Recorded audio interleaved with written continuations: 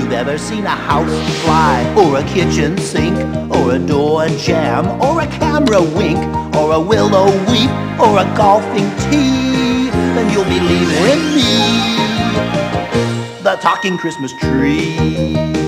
If you've ever heard a shoe horn, or a tree bark, or a table groan, or a car park, or a pillow sigh, or a spelling bee, then you'll be friends with me, the talking Christmas tree. 'Cause I'm a Christmas kind of guy, that's my time of year to fly. Hey, why not come along? I know you've seen a hat tree, and a river run, and an ear of corn, and a setting sun, and a tub with feet, and a saw that sees. Now take a look at me, the talking Christmas tree. How do you do?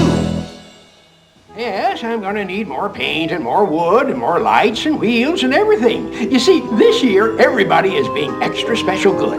So I'm going to be delivering more toys than ever before. Did I forget anything? More peanut butter and corn dogs. More peanut butter and corn dogs? No, don't just forget that last part.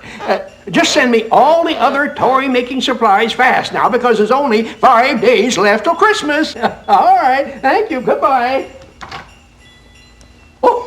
Oh, hold on now. Who's this? Why, you're supposed to be in bed, aren't you? It's the kids for the story, Santa. You remember, don't you? The story. Oh, the special story. Yeah, you see, I'm not sure everybody's got his tree decorated just right. So I need to help the kids make some story ornaments. You know all about this talking tree, don't you? He's a colorful, laughable, once-a-year, slapstickle, magical talking tree. And this tree has a very special job, because every time one of you has a kind thought for someone else, or a good wish for them, the talking tree turns that kind thought into a holiday ornament. So, all the lights and decorations you see at Christmas time are really kind thoughts people have for each other. Oh, Santa, get ready. It's happening. It's happening. It's that special, wonderful holiday feeling. Look at that! A beautiful wreath! Oh, gee, I love to do that. I love it when people have kind thoughts and I can make ornaments and stuff out of them. Oh, my. Look at the clock. It's 7 snowflakes past an icicle, and we better get started, because you have to get to bed. I can turn stories into holiday decorations too, kids, with your help, of course. Now let's see. Yes, we got to make story ornaments. We need the special story book. Well, thank you, Talking Tree. Tonight's story is... Too much wrapping paper. Matt and Jenny loved the Christmas season because that meant all of their friends and relatives would come to visit, and they had lots of friends and a big, wonderful family. Not too far from Matt and Jenny lived their Aunt Hannah and Uncle Henry. If Uncle Henry had a fault in the world, it was that he believed mirrors tell lies. When I was a young man, mirrors didn't leave hair off the top of my head the way they do today, he liked to tell Aunt Hannah. And if Aunt Hannah had a fault in the world, it was that she could never throw away any bows or wrapping paper. Anytime her family opened presents, Hannah was there with a busy grin on her face to collect all the wrappings, sometimes before they even got all the way off the package. Well, one Christmas right about now, Aunt Hannah started wrapping presents for everyone. She and her dog Pepper sat down on the floor with some tape and scissors, and whoosh! In the blink of an eye, Aunt Hannah had all the presents wrapped. But she still had lots of wrapping paper and bows left over, and it had been so much fun she didn't want to stop. So, just for the fun of it, she wrapped up Uncle Henry's slippers and toothbrush and put "Do Not Open Till Christmas" stickers on them. Then, just for the fun of it, she wrapped up a chair, and then a lamp, the TV set. She even wrapped up the garbage cans. When Uncle Henry came home that night, he found most of the house wrapped up. One package over in the corner barked. He unwrapped it and found that Aunt Hannah had even wrapped up Pepper the dog. And the worst of it was, when Uncle Henry went to hunt for his dinner, he found it in the oven all wrapped up with a sticker on it that said, "Do not open till Christmas." Upstairs, he found Aunt Hannah sleeping peacefully. She was smiling happily, and Uncle Henry thought she'd got all the wrapping out of her system. But the next day at his job, Uncle Henry got a phone call. "You've got to do something," said Officer Higgins. "Hannah has wrapped up the street signs and signals, and traffic can't move. She's wrapped up my motorcycle. She's wrapped up the mayor and is just starting to work on all the ketchup bottles down at Ferguson's Market." "This is serious," Uncle Henry said to Pepper the dog that night. "What makes it all so hard is that Hannah has put 'Do Not Open Till Christmas' stickers on everything." And of course, Uncle Henry knew that no one would dare open a package with a "Do Not Open Till Christmas" sticker on it ahead of time. Would you? And that gave Uncle Henry an idea. Quick as he could, he gathered up Aunt Hannah's scissors and tape and wrapped them into 2 nice little packages. And on the packages, he put a sticker that said, "Do Not Open Till Christmas." And the next morning, the town sighed with relief because Aunt Hannah had stopped wrapping. Well, Uncle Henry thought everyone in the town would be mad at Hannah for her crazy wrapping. But on Christmas morning, he saw a marvelous sight.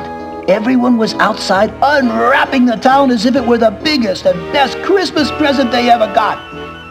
They unwrapped the traffic signals. They unwrapped the ketchup bottles. They unwrapped Officer Higgins' motorcycle, but they didn't unwrap the mayor because he might have made a speech. It was a wonderful Christmas morning for everybody except Uncle Henry, who got another mirror that showed even less hair on the top of his head than the mirror Aunt Hannah had bought him for Christmas last year. At Matt and Jenny's house, the holiday spirit was especially happy. But as everyone got ready to go into Christmas dinner, none of them noticed Aunt Hannah, who was gathering up all the wrapping paper on the floor and saying to herself, "Next year, I've got to get started sooner wrapping all my presents for everybody." I liked Aunt Hannah. She's the sort of person who can't do enough for people. Yeah, I wonder what they had for Christmas dinner. You know, I think, hey Santa, something wonderful's happening.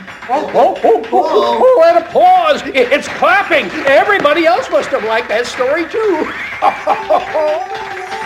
Oh, I'm getting that special, wonderful holiday feeling. Wow, look at that. It's Hannah from the story.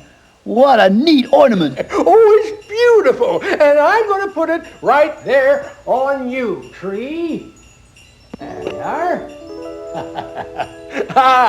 Now, you kids all look in your box that the video came in, and you see a paper with this ornament on it. Now, you cut it out and color it and put it on your tree, because wanting to bring happiness to others is really the way to decorate the season. And you kids are going to make the others in your family very happy with this ornament you made. All right, good night. And when you wake up tomorrow, there will be only 4 more days till Christmas.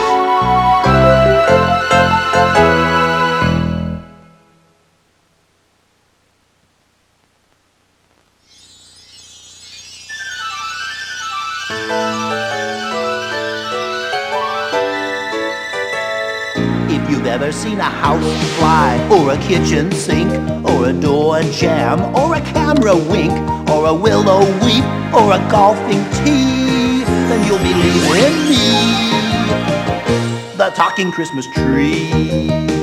If you've ever heard a shoe horn, or a tree bark, or a table groan, or a car park, or a pillow sigh, or a spelling bee, then you'll be friends with me, the talking Christmas tree.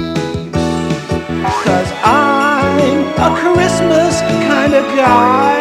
That's my time of year to fly. Hey, why not come along? I know you've seen a hat, tree, and a river run, and an ear of corn, and a setting sun, and a tub with feet, and a saw that sees.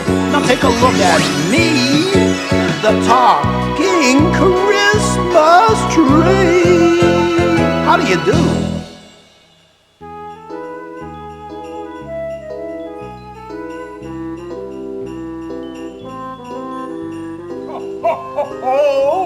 Oh, just look at all these letters. How many more are there to go, Talking Tree? Just a few more sacks, Santa. Oh, Talking Tree, you're just a colorful, laughable, once-a-year, slapstickle, magical Talking Tree. I love these letters. Ooh, hello there. Have you come again for another story? Now, the ornament you helped the tree make last night was just wonderful. But where did you put that ornament on your tree? Oh, well, when I come to your house on Christmas Eve, I'll sure be anxious to see it. Santa, one letter was terrific. This girl said there's somebody at her school who doesn't believe in Christmas. But that's just 'cause her dad's out of work and they can't afford presents or a tree. So this letter writer wants you to take some of her presents and make sure they get to this poor girl, even though she doesn't believe in you. Now that's the Christmas spirit, and that's what the holiday is really all about. Whoa, what's happening, Santa? That letter gave me the special, wonderful holiday feeling. What a beautiful star. I just love it. That letter had such a kind thought in it that it turned into a star.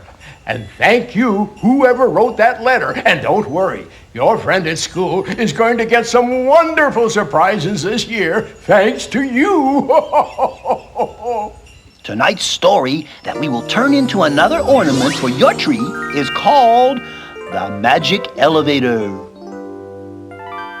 Marie and Janet and Will and Eddie were decorating the Christmas tree in the playroom of the Downtown Kids Daycare Center.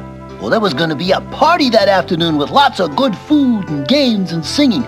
And after the party, the kids would all go home with their parents for a holiday vacation. "Isn't this a beautiful tree?" Marie asked. "It's okay," said Will, "if you like dumb old trees." "I'm tired of working on this tree," said Janet. Something was wrong. Why, decorating for Christmas isn't work, but to these kids it was an awful chore. "I wish," said Eddie, "that our parents could be here for the party this afternoon. Don't you guys wish the same?" The group all said yes. "My dad had to take a case to court on my birthday," said Will. "My mother had to go marketing or something in New York City on my birthday," said Marie. "Our parents never get to do the good stuff with us." "I hate elevators," Will yelled suddenly. "It's all the fault of elevators. Every time my mom leaves me to go to work in the morning, she goes up and up in an elevator. And then when she comes down at the end of the day, she's tired and worried and doesn't even smile at me. Elevators keep taking our parents away." The kids sat down on the floor around the tree, which was only half decorated, and were quiet. Suddenly there was a happy sound and a twinkle of light. Where the tree had stood, there was a tall man with a cap that had a little Christmas tree on it. "Did someone call for the magic elevator?" the man asked. "Well, who are you?" Will asked back. "Well, my name is Ted. I operate the magic elevator. This isn't one of those ordinary elevators that take you where you think you want to go. The magic elevator takes you where it's fun to go." "Yeah, but this is a playroom, not an elevator," Janet said. "Oh, really?" replied Ted. "Well then, how come we're already going up, up, up above the city?" "Wow!" all the kids yelled as they ran to the window. "We're flying!" Now, according to my instructions, you folks have a unique wish for this elevator. You want your parents to be with you for a special Christmas party, and you need the magic elevator to go get them. Well, that's easy. The kids felt a bump, and then one wall of the playroom slid open like elevator doors. Ted and the kids looked into a big business room. Everybody was dressed in gray, and they talked about money and charts. "Well, there's my mother," Marie yelled. In a twinkling, Ted reached out and grabbed Marie's mother and brought her into the elevator. Then he shut the doors and opened them again real quick. There was Janet's father at a desk with lonely-looking papers on it. Ted snatched Janet's father up and into the elevator. Whoa, the doors opened and closed again and again until Ted had gathered up all the kids' parents. "Attention, please," Ted told the group. "We will now have the silliest, happiest Christmas party ever." The kids and parents joined hands and danced around Ted. Then they played games and told stories, all the while flying up and over the city and people in gray clothes who ride in elevators that only go up and down. Uh-oh, Ted said, looking at his official watch. It's been fun, but it's time the parents got back to work. Quickly, the magic elevator took the parents back to their jobs. Then Ted slipped the elevator back into the playroom just as the sound of the other kids could be heard coming down the hall for the party. Time for the party, Ted said. Here come the other kids. Yeah, but we haven't finished decorating the tree, said Will. Oh, yes, you have, Ted told them.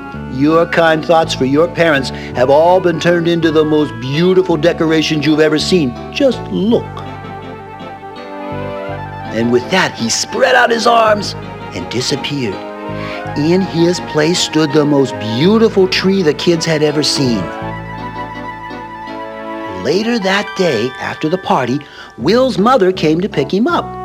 You know, Will's mother said, all of a sudden this afternoon, I got the happiest, silliest Christmas spirit. For a while, I felt like I was flying in the sky, like Santa. Well, Will just smiled at his mother. But when he looked up at the Christmas tree behind them, he could have sworn all the lights winked at him. Did that story make you feel happy? Wow. Hey, listen to the applause. The clapping is so loud and so strong that, whoa. That's right, kids. Clap if you like the story. Clap hard. Oh, I'm getting that special, wonderful holiday feeling, Santa. And look at that ornament from tonight's story. It's the kids in the elevator. Oh, I'll be curious to see how you color in your ornament at home, the one that came with the video. Now you color it, cut it out, and put it on your tree for your family to enjoy. And tomorrow night, we'll make another one. Well, with the help of the kids, we're really making this a beautiful Christmas, aren't we, Santa? Oh, yes, we are. But it's time for bed now. For you kids, for me, and for talking trees, too. Good night, kids. There's only 3 more days till Christmas when you wake up tomorrow.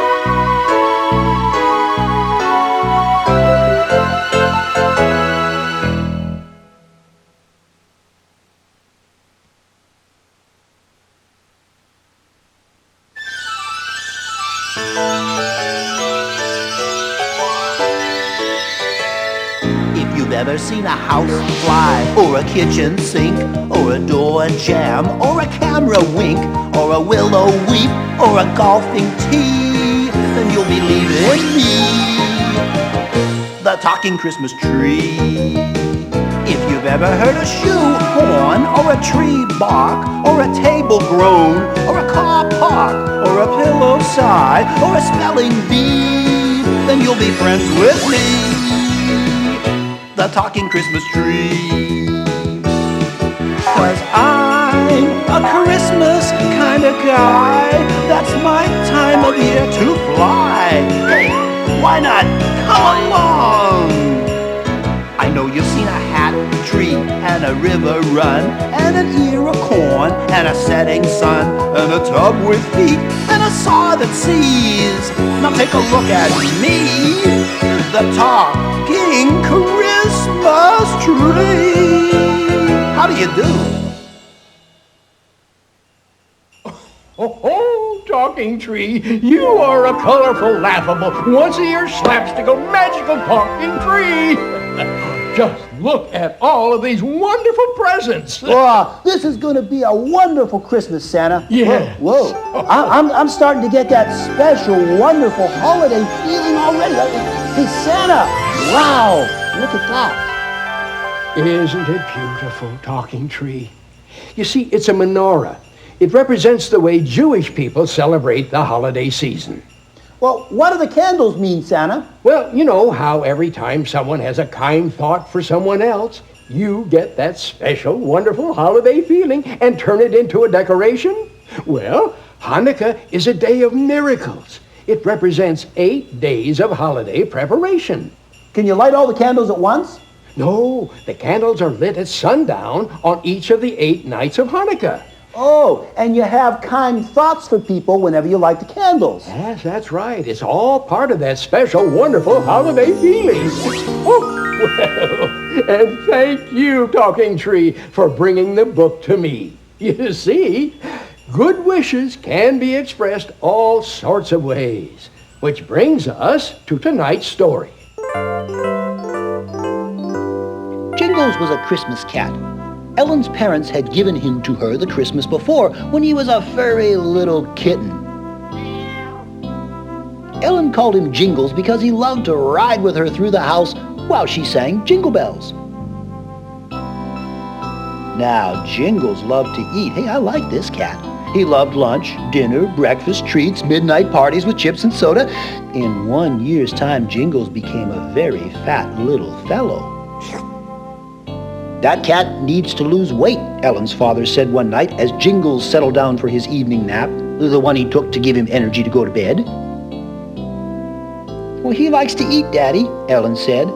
Well, said her father, all that weight isn't good for him. Now, if he doesn't slim down in a couple weeks, I'm going to send him out to Uncle Leo's farm. He can live with the barn cats until he gets into shape. Yeah.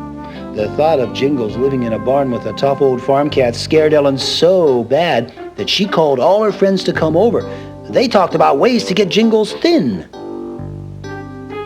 My mother teaches aerobics, Lois said.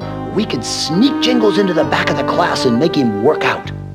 Well, the next day the girls took Jingles to the class, but he wouldn't do a thing. He just went to sleep in Ellen's lap and dreamed about lunch. Nothing the girls could do could get Jingles to exercise. But then, as they were leaving, Jingles spotted a small exercise outfit in the window of a gift shop, and he rubbed against the glass and purred. He likes that outfit, said Lois, and that gives me an idea. Lois went into the store and bought the outfit. She gave it to Jingles. Well, he wiggled and squiggled, and he couldn't even halfway fit into the snazzy outfit. See, Ellen said to him, if you'd go to exercise class, you'd become a skinny mini, and this outfit would fit you just right. So Jingles ran into that exercise class, and for the next few days, he was the best exerciser you ever saw. He did the jam and jump. He did the frantic footwork, with the funky finger snap, of course. Finally, Lois's mother gave him a special diploma like you get in high school for being the best cat in the class. Look, Daddy, Ellen said that night, have you ever seen a leaner, happier kitty than Jingles? Later, as they all settled down to sleep, Jingles dreamed he was back in aerobics class. He began to purr in a jazzy rhythm. And soon the whole house was awake because when he was a fatty, all his flab kept his purr soft and silent. But now you could hear him purr a mile away. I have to get some sleep, Ellen's father said. Your mother and I have jobs to go to tomorrow. We all need sleep, but Jingles is keeping us awake.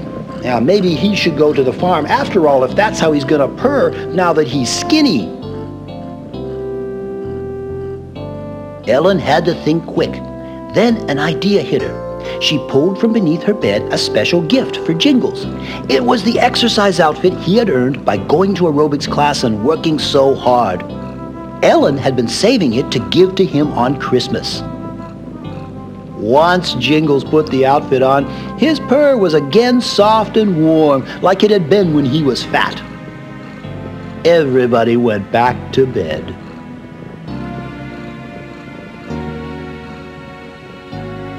Christmas morning, Ellen couldn't wait to get to a package for her under the tree that said, "Open me last." And what do you think? It was an exercise outfit just like the one Jingles had. There was a note with it that said, "Mom and Dad and I got you this suit so we could match. Thank you for caring so much about me. Love, Jingles."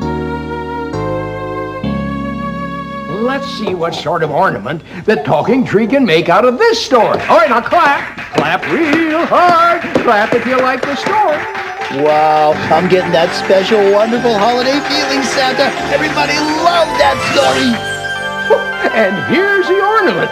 Just look at that. It's Jingles the cat. Well, Ellen's sure lucky to have a cat like Jingles. Oh, yes. And now, kids, you cut out your ornament of Jingles and color it and put it on the tree in your house. Hey, Santa, I want to send a special message of holiday good cheer to our Jewish friends. Ah, that's easy, Talking Tree. You just say, Happy Hanukkah. Happy Hanukkah, the festival of lights. Now, again, it's bedtime, and tomorrow when you wake up, there will be only 2 days to Christmas. So get a good night's sleep and keep on being good, because this is going to be a wonderful Christmas. Good night, everybody.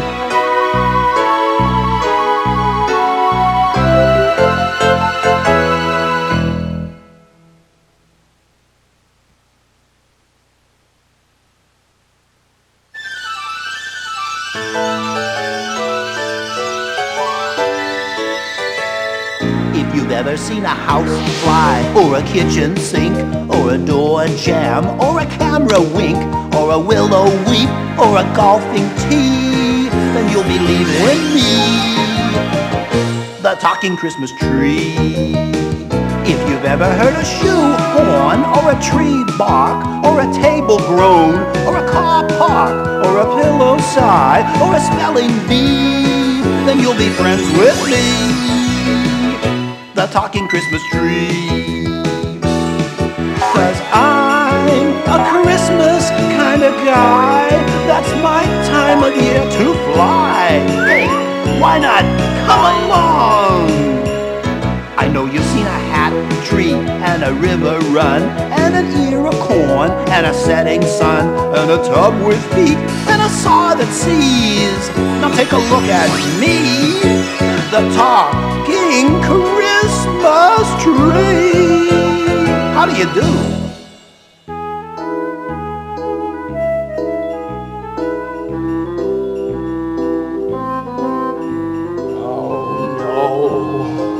What in the world is going on here, Talking Tree? You colorful, laughable, once-a-year slapstickle, magical Talking Tree. Hi, Santa. Won't you sit down and have a happy birthday egg? Huh? Oh, now, wait a minute.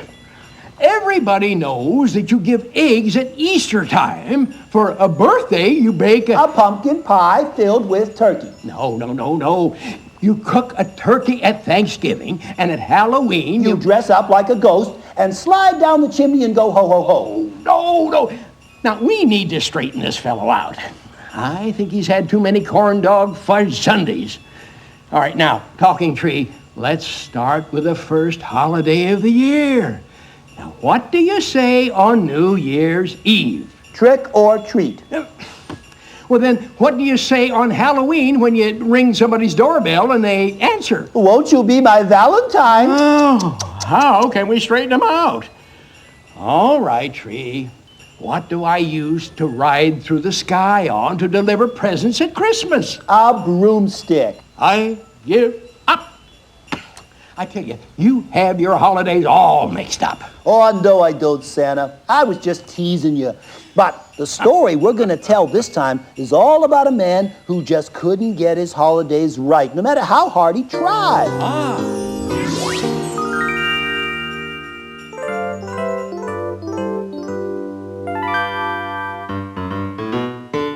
With 2 days to go till Christmas, Reggie and Tyrone were a couple of live wires, barely able to sit still. They were brothers 2 years apart. But more than brothers, they were each other's best friend. One evening, as the boys sat down to supper, the Christmas spirit took them over and everything made them laugh and giggle. You two need to burn off some of that energy, their mother said, after they'd eaten and helped her with the dishes. And I have just the job for you. Yes, said their father, you two get your coats on. You're going to pay someone a visit. Mr. Pierce called this afternoon and told me that Ed Lumley is sick and can't be a wise man in the pageant this year. Well, who's going to take Mr. Lumley's place, Tyrone asked. Mr. Walls from down the street, their mother said. The boys doubled up with laughter and rolled on the floor. But Mr. Walls is so out of touch, said Reggie. He cooks a Labor Day turkey. and puts flags on the drumsticks. And, said Tyrone, at Halloween, he carves a heart in the center of a pumpkin and puts in the words, "Be my Valentine." Now, said their father, Mr. Walls has never had a family of his own to keep him up to date on holidays, but his heart is big enough to make up for it. And, the boy's mother said, he has never been in a pageant before, and he really wants to do this. He just doesn't know who a wise man is or what he dresses up like. You two go over and help him out by telling him all about the wise man.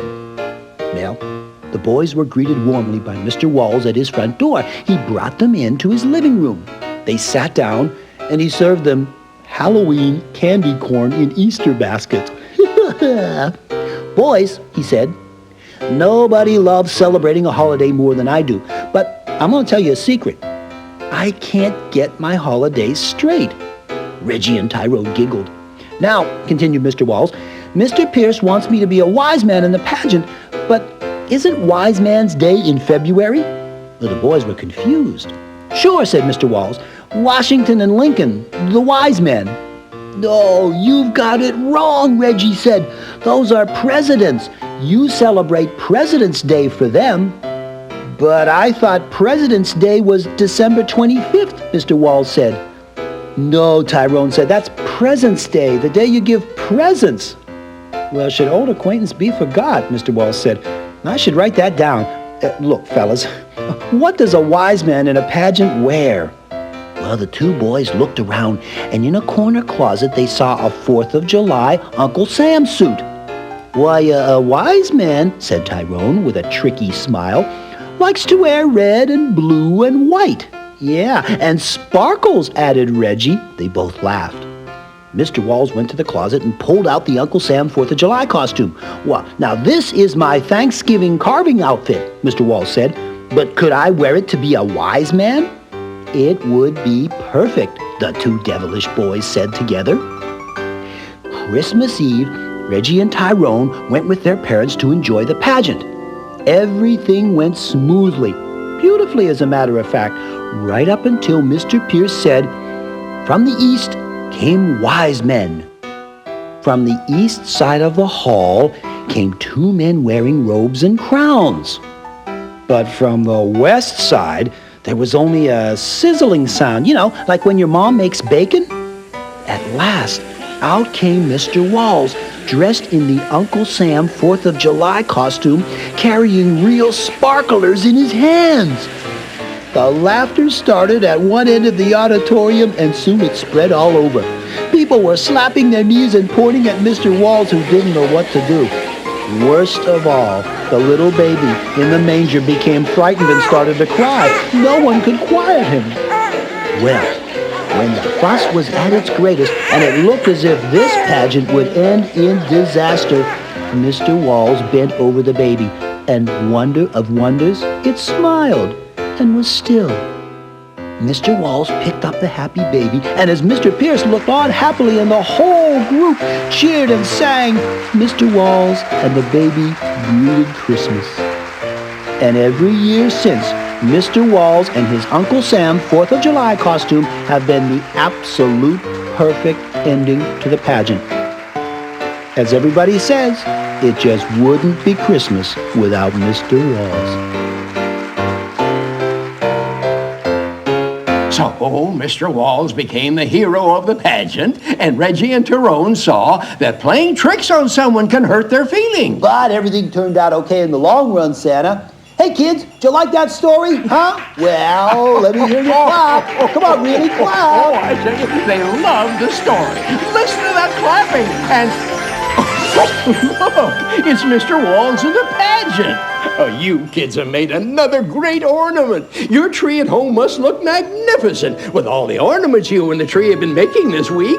Now, you color this one in and cut it out and put it on your tree.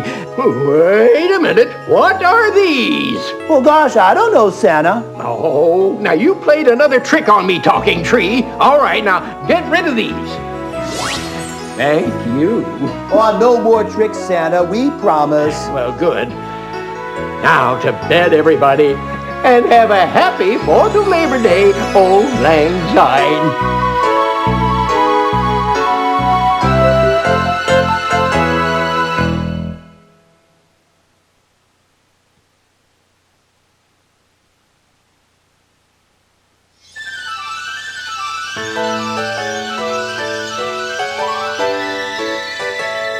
If you've ever seen a house fly, or a kitchen sink, or a door jam, or a camera wink, or a willow weep, or a golfing tee, then you'll believe in me, the talking Christmas tree. If you've ever heard a shoe horn, or a tree bark, or a table groan, or a car park, or a pillow sigh, or a spelling bee, then you'll be friends with me, the talking Christmas tree. 'Cause I'm a Christmas kind of guy, that's my time of year to fly. Hey, why not come along? I know you've seen a hat tree, and a river run, and an ear of corn, and a setting sun, and a tub with feet, and a saw that sees. Now take a look at me, the talking Christmas tree. How do you do?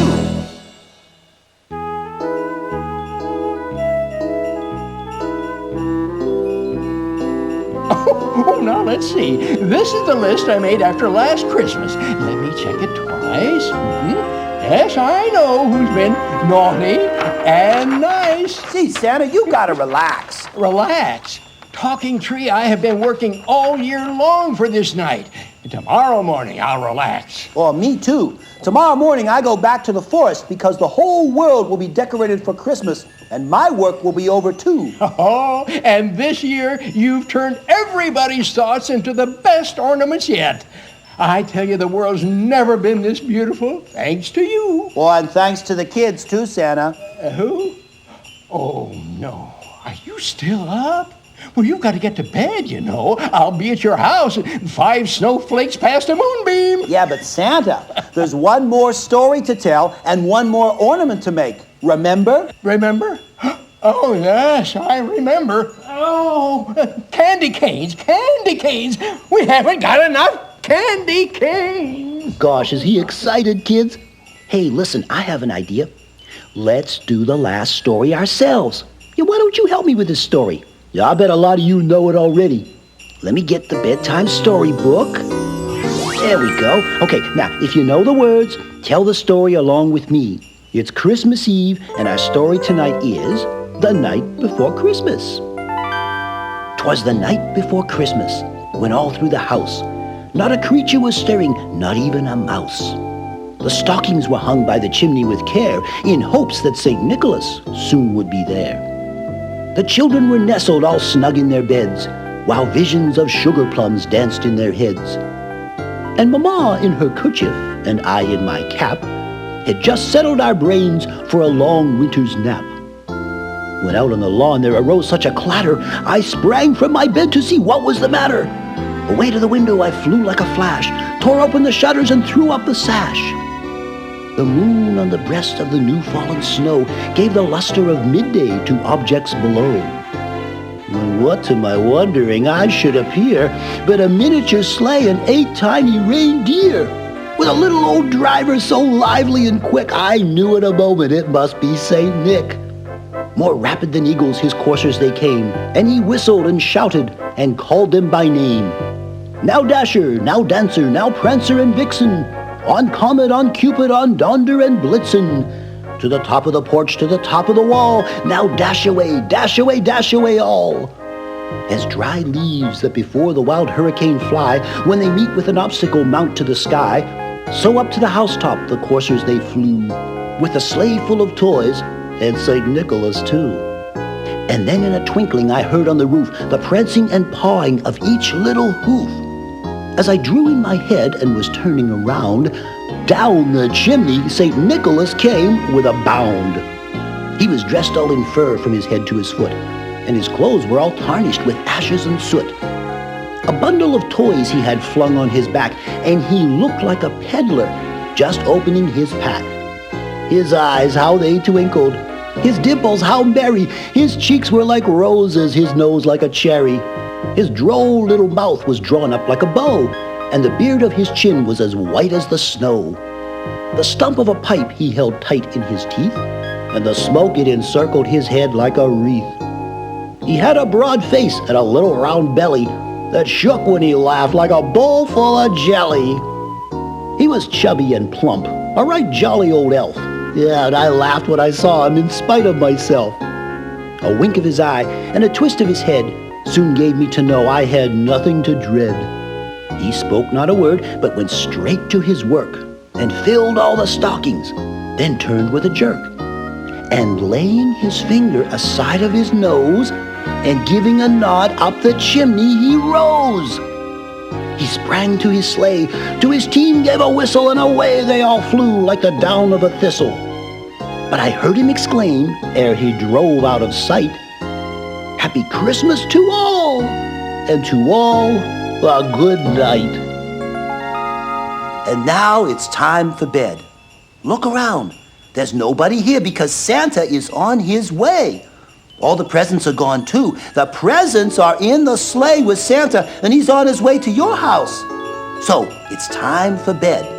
And it's time for me to go too. Tomorrow I'll be back with my friends in the forest. But I'll be thinking of you and waiting for next year when Santa will come get me and you, and we can decorate another Christmas season with bright, happy wishes. Now, there's just one more ornament to make. Oh boy, I'm getting that special, wonderful holiday feeling. Goodbye, everybody. Goodbye. Have a wonderful Christmas. I'll see you next year.